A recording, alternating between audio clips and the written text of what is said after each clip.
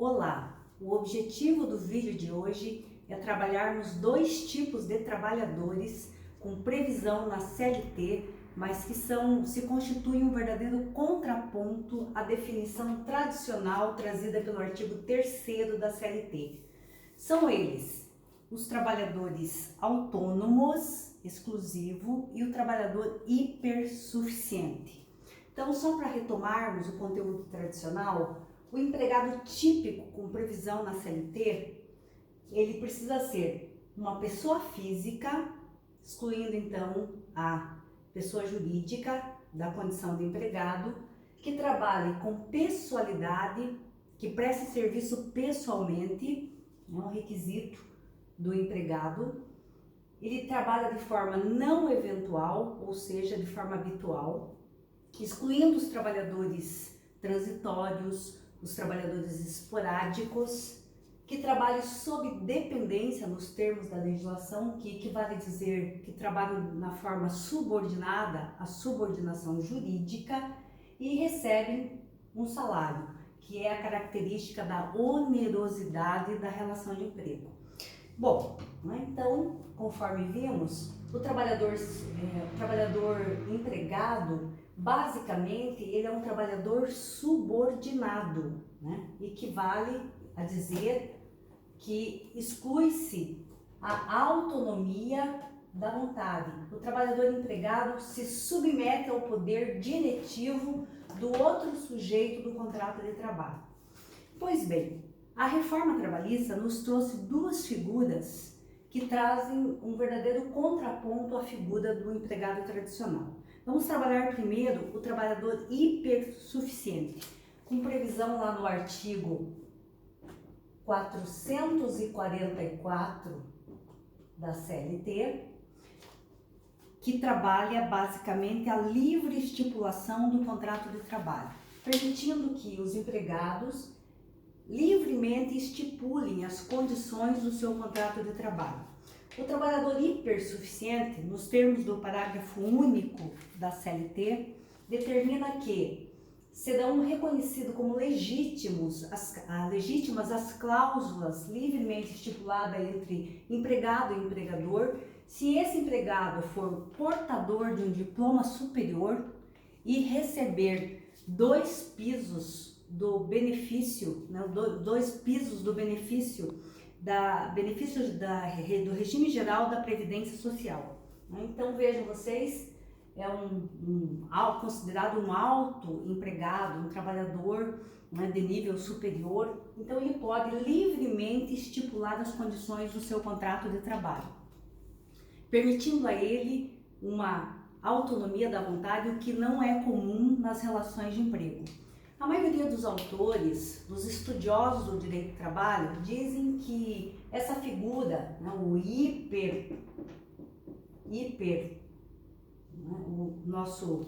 o nosso hiper suficiente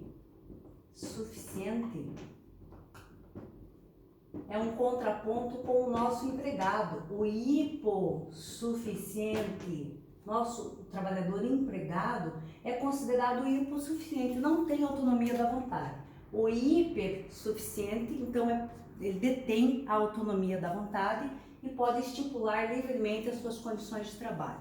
Na perspectiva dos autores estudiosos, reconhecidos do direito do trabalho, isso é inconstitucional, porque viola vários princípios do direito do trabalho, o princípio protetor, a Convenção 111 da OIT, entre outros dispositivos de proteção ao sujeito empregado, independentemente dele deter um diploma do ensino superior, dele receber um elevado salário, então nós estamos violando, nos atritando com os princípios protetores do direito do trabalho. A outra figura, que foi trazida para o nosso ordenamento juslaboral é a figura do autônomo exclusivo. Pois bem, nós vimos que dentro do mundo do trabalho, das várias divisões do mundo do trabalho, o trabalho autônomo não é tutelado pela CLT. Nós não aplicamos a consolidação das leis do trabalho como disciplina jurídica do trabalho autônomo. Nós aplicamos outras legislações, como por exemplo o Código Civil Brasileiro, né, por conta de que o princípio maior do nosso direito privado, do direito comum, do direito tradicional é a autonomia da vontade.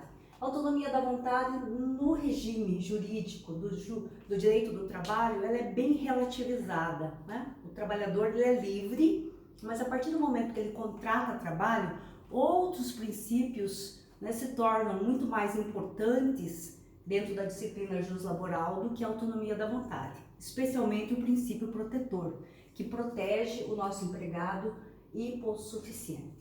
Então, os trabalhadores autônomos que dirigem a própria prestação de trabalho não são tutelados pelo direito do trabalho. Essa é uma regra, né, um conhecimento tradicional do nosso direito do trabalho. No entanto, a nossa reforma trabalhista trouxe uma figura bastante estranha à nossa disciplina, que é a figura do autônomo exclusivo. Autônomo exclusivo, né? Realmente uma figura bastante estranha ao estudioso, ao estudante do direito do trabalho. Tem previsão lá no artigo 442B, foi inserido então na CLT essa figura, dizendo que o contrato do autônomo, né, de forma contínua ou não, afasta o reconhecimento do vínculo de emprego. Então vejam bem, penso que a reforma do trabalhista quis dar legitimidade a várias situações que já estavam ocorrendo há coisa de uma década no mundo do trabalho, que é o movimento da pejotização, em que eu dispenso, né, um empregado e esse empregado vai lá se constituir na forma de uma pessoa jurídica e continua, né, no mesmo regime, trabalhando numa mesma jornada, recebendo às vezes a mesma remuneração, trabalhando no estabelecimento do seu tomador de serviço, mas não mais na condição de empregado, agora na condição de um autônomo, mesmo que com exclusividade. Então, o artigo 442B torna legítima essa relação jurídica que era bastante questionada por conta da possibilidade de fraude às relações de emprego, né? Os autores também, né, em sua grande maioria, são unânimes em dizer que isso pode se constituir uma fraude, né? Que se eu demonstrar que houve fraude, né, nessa relação jurídica, eu posso sim buscar o reconhecimento de vínculo, né? Nesse sentido, nós temos o enunciado de número 53 da Jornada do Direito Material e Processual do Trabalho, né, reunidos em 2017, que deliberaram nesse sentido. Então, só para nós fazermos uma síntese integrativa, uma síntese final, essas duas figuras, o trabalhador hipersuficiente e o autônomo exclusivo, são um verdadeiro contraponto à figura tradicional do nosso empregado com previsão no artigo 3º da CLT. Veremos outras figuras no decorrer dos próximos vídeos, trabalharemos tipos especiais de empregados e eu espero vocês. Muito obrigada.